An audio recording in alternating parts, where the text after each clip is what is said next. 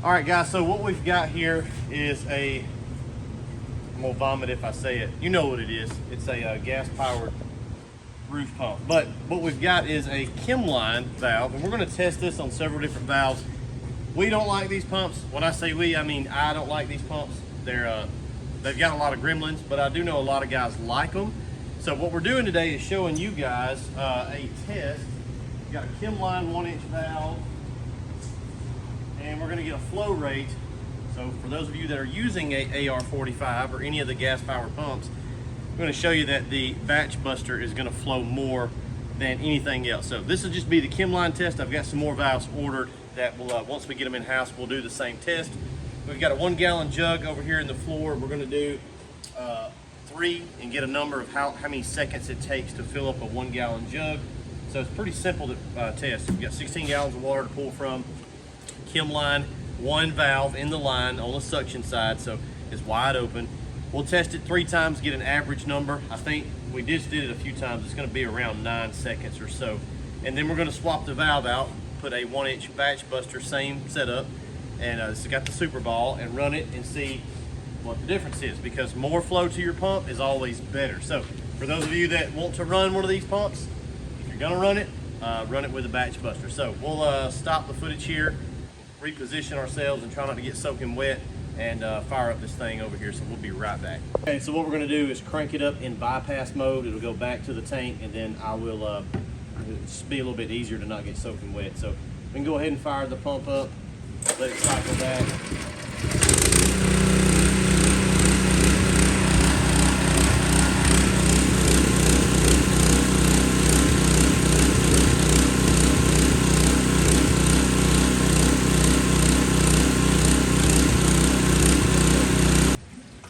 All right, that was 10 seconds. I think we'll do it a couple more times because I didn't have the hose in there just right. And we want to get an average. There's too many variables. It's not really like a scientific test, but if we do it a few times, we'll get a good hard number here.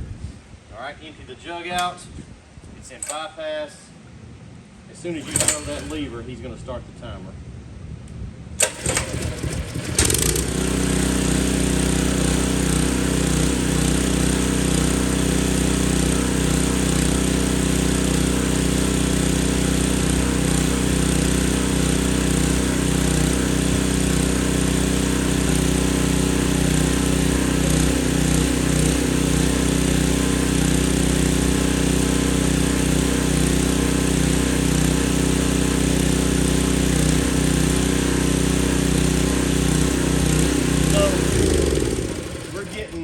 It's pretty much the same number every time. It's just under 10 seconds. So I'm gonna call it 9 point whatever, right up under 10. All right, we'll be back in a second. We'll end the footage because we've got to swap the valve out, refill our water tank. We'll be right back.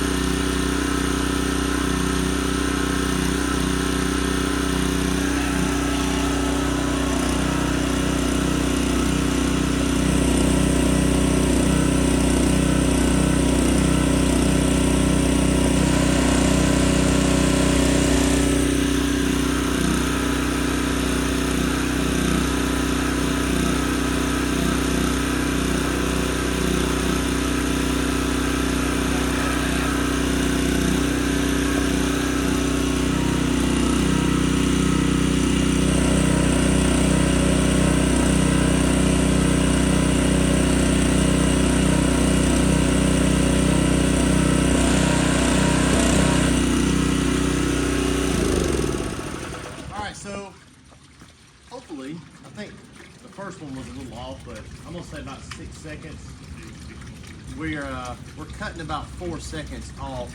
The original chemline running on a AR45 was right at 10 seconds, and the BatchBuster's just a shade over 6. So that's a huge jump. redneck math tells me that's a significant amount more flow going to the pump on the suction side. And I know this is not like super scientific test, but it is. We did do it on an average, so we're getting about 4 seconds or so. Am I right? About 4 seconds quicker. That's more volume to the pump.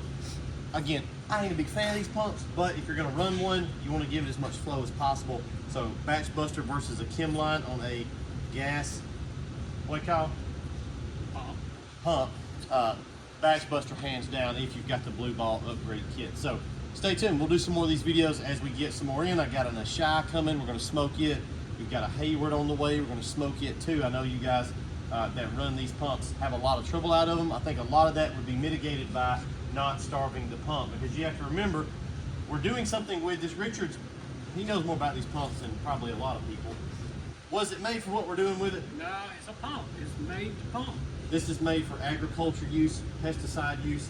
And so we've took what's supposed to be a batch system and now we're trying to blend it. And it can be done. I'm not saying it's not possible, but you got to remember, when you're on a house wash setting, you're only running water wide open, a little bit of bleach valve and a little bit of soap valve, and you're starving this thing. And so I think that's what's contributing to a lot of this excessive breakdowns. This ain't gonna solve all your breakdowns, but it's definitely not gonna hurt, and you're gonna get more performance out of these pumps with these valves. So BatchBuster, make sure you get the blue ball kit if you're gonna get one for this kind of rig. We'll see you guys in the next video.